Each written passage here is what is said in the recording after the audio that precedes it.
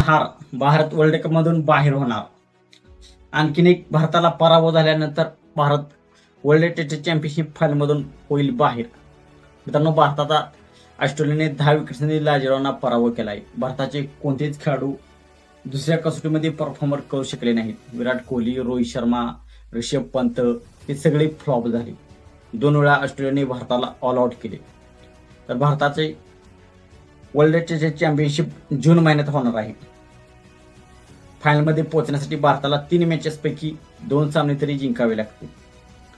आणखीन एक जरी सामना भारताने गमावला, भारताची टीम पराभूत झाली, तर वर्ल्ड टेस्ट चॅम्पियनशिप मधून बाहेर होईल।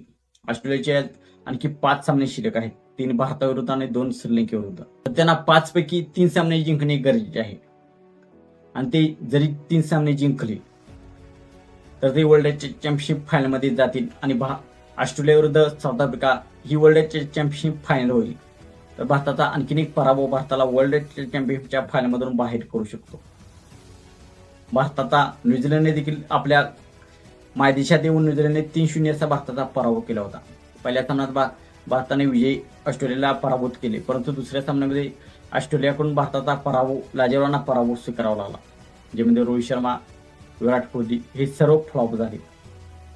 तर राहिलेल्या 3 पैकी 3 मॅचेस जिंकून भारताला वर्ल्ड चॅम्पियनशिपच्या फायनलमध्ये जाण्यासाठी जिंकावे लागतील।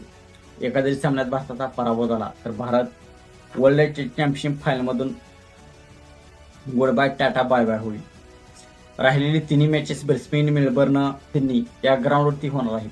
तर हे 3 सामने भारताला जिंकावे लागतील, तरच भारत 2 मध्ये होणारी वर्ल्ड टेस्ट चॅम्पियनशिप फायनल खेळेल। मित्रांनो, आपण आज काय वाटते, हे 3 सामने भारत जिंकेल का? आपण आज काय वाटते आपण कमेंट सेक्शनमध्ये सांगा। आणि भारताच्या दुसऱ्या कसोटीच्या प्रदर्शनावर आपण आज काय वाटते हेही आपण कमेंट सेक्शनमध्ये सांगा। आणि आपण चॅनलवरती नवीन असाल तर अशाच अपडेट्ससाठी आमचा YouTube चॅनल सबस्क्राईब करा। थँक्यू।